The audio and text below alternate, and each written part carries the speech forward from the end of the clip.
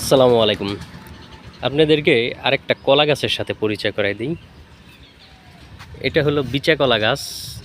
এই গাছগুলো অনেক লম্বা হয় এবং অনেক মোটা হয়, এবং কি এই গাছের যে ডাইগাগুলো বলি, ওই যেগুলো বলেন, এগুলো অনেক শক্ত হয়।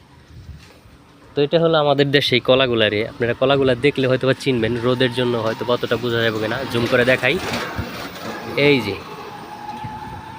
এটা কেউ বলে আইক্যা কলা, কোনো জায়গায় বলে বিচি কলা, তো আমাদের দেশে বিচা কলাই বলে, বিচি কলাই বলে। তো এই গাছগুলো অনেকই লম্বা এবং মজবুত, আর সেই সাথে কলাগুলো কিন্তু খাইতে অনেক স্বাদ, মিষ্টি হয়। কিন্তু এই কলাগুলোর মধ্যে অনেক বিচি হয়, তাই না বেস্তে? বিচি হয়।